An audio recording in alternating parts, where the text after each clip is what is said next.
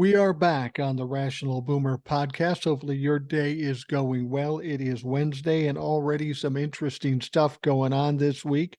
Still no indictments from the DOJ and Jack Smith as yet, but it seems like it's within days that we're going to see something. In fact, there's a bit of information that came out just before I came on with recording this podcast. I first saw it from a TikToker by the name of Chasing Oz. You may know her. She's very good at what she does, and she found some interesting information. What she's saying is, this came off of Midas Touch, and it says major breaking news, something I never say. I hate that term, breaking news. Everybody uses it all the time.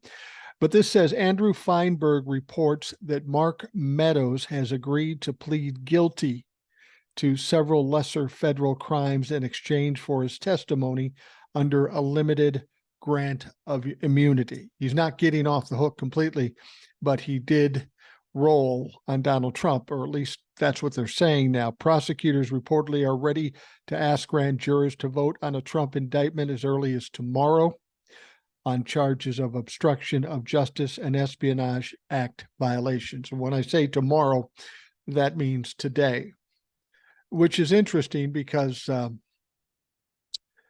the grand jury was supposed to meet yesterday. They meet Tuesdays and Thursdays, and they didn't. So presumably the next time they would be meeting would be Thursday, but now they're talking about today, Wednesday. I'm not sure what's going to happen. If Mark Meadows actually did throw Donald Trump under the bus, he's fucking done. He's absolutely done. There's very few people that know more about what Donald Trump was doing on that day than Mark Meadows. Well, save for that Russell guy that was his personal aide who was standing next to him. But Mark Meadows was in communication with him all that day. He was the conduit between all the people that wanted to talk to him and his responses back to them. Everything went through him. He was kind of the gatekeeper. We know the indictments are imminent, and that bit of news verifying, at least from what we read, verifying that Mark Meadows threw Donald Trump under the bus and turned evidence to save his ass. That's not a surprise. That's not a surprise at all. We expected that. And but if that is in fact verified, that is serious trouble for Donald Trump. And we don't have any idea what kind of case that Jack Smith has. It's probably way worse than we can even imagine. So we'll be talking more about that later in the show, but I thought that was kind of interesting.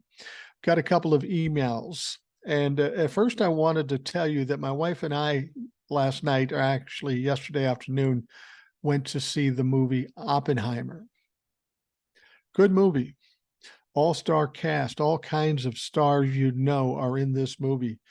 The acting was outstanding. The story was interesting. I didn't know the whole story. I mean, I knew who Oppenheimer was, but this clarified a lot of things about that whole era and the building and inventing of the atom bomb. It was a very interesting movie. I would recommend going to see it. Now, there's a lot of people say it's the greatest movie they've ever seen. I wouldn't say that. It wasn't a bad movie. It was a very good movie. It was a great movie in many respects, but I've seen other movies that were better. A little long. It's about 3 hours. But here's what's funny thing happened. Of course, where Oppenheimer is playing, so is the Barbie movie. And of course, we got the Republicans losing their shit about the Barbie movie. Hell, we got Ben Shapiro doing a 42-minute video ranting about the Barbie movie, burning Barbie dolls in an ash can. Jesus Christ, you don't have bigger things to worry about than to rant about a fun movie for people who enjoy it. It's unbelievable to me. That movie's woke. So the fuck what? It's a movie, god damn it. The weirdest thing about going out to this movie yesterday, though, is when we came out of the movie, apparently the Barbie movie was coming out at about the same time, and there were a lot of younger women and girls all dressed like Barbie in pink and all that sort of stuff. And it's cute. And, you know, God bless them. If they're having fun at the movie, I don't care. But if you notice this shirt I got on here, I like to call it salmon. My wife instead calls it pink. And I was waiting for her to come out of the bathroom after the movie. And there was these 3 or 4 girls with their pink stuff on, and I was standing near them. And she just started laughing as she came out, because with what she calls my pink shirt, I call it salmon. She comes out and sees me standing near these 3 girls. I'm not talking to them. I don't know them, but I'm in the proximity of these 3 girls. And she takes a picture. I go, what the fuck was that about? And she goes, well, you got these girls that went to Barbie and they're all dressed in pink and you're all dressed in pink. I just thought it was kind of weird. I go, fuck you. You're not doing anything with that picture. And of course, she texted it to the entire family, my sons, my brother, my nieces, my nephews. See, that's the thing. You wonder why I don't really pay much attention or get hurt by the Trumplafucks coming after me, calling me names, whatever the fuck they want to do. It's because I've got worse coming from my family. They will give me shit. They will make fun of me at a moment's notice. They don't care. So if I can take that all my life, fucking Trumplafucks, they ain't shit. All right, let's move on and we will look at the emails. Now, the first email comes to us from Kara. Kara seems a little wired up tonight. She says, "Dear Mike, something dawned on me today. A fucking epiphany, if there ever was one. All of these motherfuckers, the flagpole fuckers, the spineless lawmakers, and conservative corporation cocksuckers are all behaving out of spite. I get shit about swearing, and Kara, she's got a mouth like a trucker, and I love that. The Trumplafucks know exactly what they're doing, and they don't care. Somewhere along the line, they decided that they are more satisfied when they're fucking around with people they don't know or like. It brings them fucking joy. So I don't mind fucking with them when I have a chance. Fuck them. Don't you think they hate us because we remind them at times that they are completely suck ass? Hey, one other thing. Looks like the biggest flagpole fucker is getting hit with the new and beautiful charges imminently. I need a ribeye. LOL. Take care, Kara." The reference to the ribeye is something that Dennis brings up. Dennis has been on the show. He's the leather crafter, and we've talked to him a number of times. Good guy. And he's got a little tradition now that every time an indictment comes out against Donald Trump, he goes out and gets a big ribeye, and that's what he has for dinner in celebration. And I've kind of taken up with that too and do the same thing. Now, Dennis and I don't live anywhere near each other, so we have dinner together, eating ribeyes together from entirely different states. But it's the thought that counts. It's the thought that counts. But Kara's a little wired up. A very sweet woman. She's been on the show a couple of times. She sends emails frequently. She tells me she's starting her own podcast. I'm looking forward to that. I don't know that it started yet. Maybe she can tell us so we can promote it. But when she gets the podcast going, I'm certainly going to listen to it, and I would suggest you do the same. All right. We have one more email, and this one comes to us from, oh, that's a motherfucking long one, and it's from Eric. Big surprise. I'm kidding. I love hearing from Eric. He's a very smart man, and he's from Iowa, so he's a blue dot in a relatively red state. He says, "Hi, Mike. I just heard about Senate Bill 1409. This bipartisan garbage bill sounds unconstitutional. If I'm understanding this bill correctly, it requires websites to verify that minors aren't accessing age-inappropriate content. This idea sounds like restriction to speech. The video I saw on this was saying that websites could have to collect your ID information before you access it. Oh, that's a good idea. You want our social security number too? Fuck that. That could create databases that politicians could use to punish people who say things they don't agree with. Yeah, and they're not above that.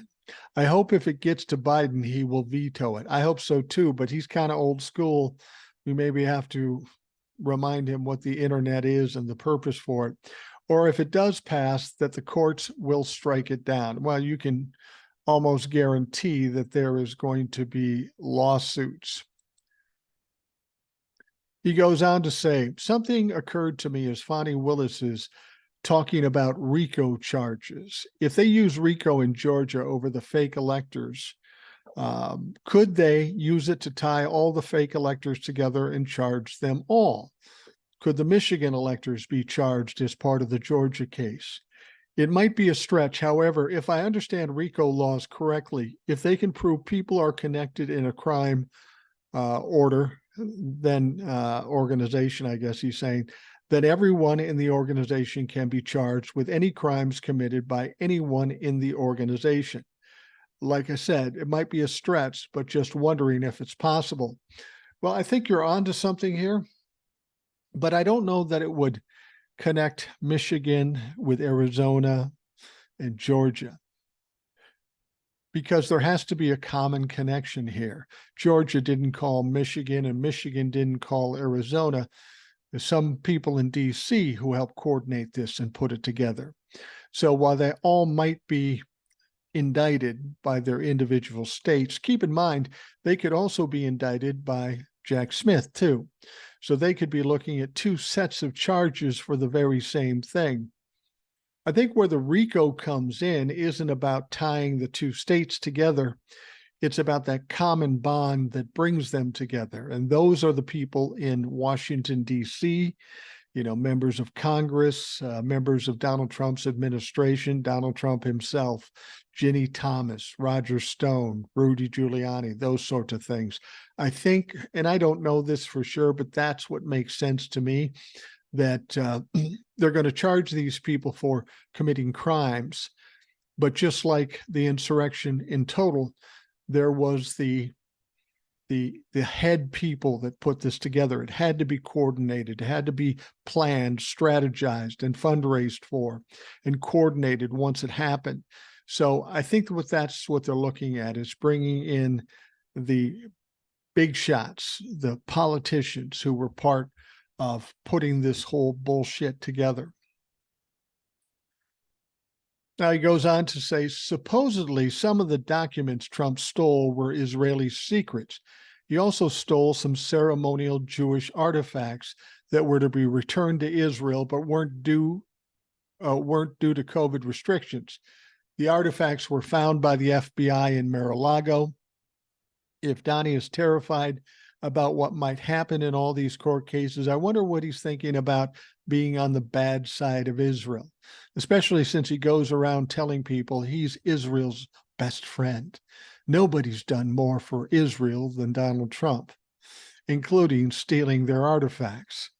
The Mossad supposedly have no problem operating on foreign soil, even if the country is an ally. They also have been known to allegedly be willing to eliminate high-profile people who have crossed Israel.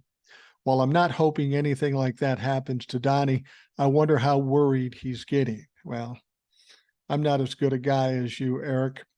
I've often thought of that.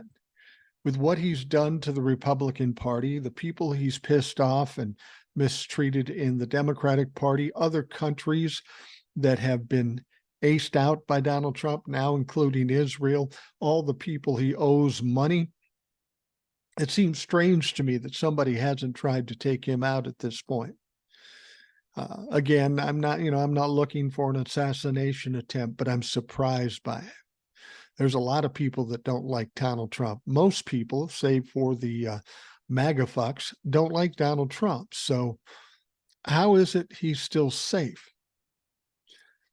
Anyway, Eric goes on to say, at what point can we just start removing Republican leadership in red states? You have Greg Abbott in Texas ignoring the DOJ and federal law over the border.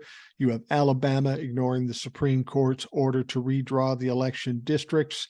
The party of law and order blatantly disregards anything inconvenient. Something needs to happen. We need to vote these dangerous people out. You're absolutely right. I did a TikTok about this. I may have even talked about it yesterday. Republicans have always been known as a law and order party, but lawless and disorder party seems more appropriate. They're all about laws when it applies to somebody else, but when it comes to them, all options are open. They can do whatever they want. And if they break a law, they then have an excuse and they try to gaslight people until they get tired of it and let them go. That's been the modus operandi of the Republican Party and Donald Trump in particular. You have to think when some of these indictments come out and some of the things have been exposed, you would presume that some of these people would be removed. Now, I don't know what that would be. Is that all the 14th Amendment? Will that apply to some of the people that aren't President Trump, that aren't in Washington, D.C., but maybe state level legislators or governors or what have you? I don't know. But the thing about it is, I think we're going to learn some valuable lessons. We're going to get some important information when Jack Smith finally does this January 6th indictment, when Fani Willis does the RICO charges in Georgia.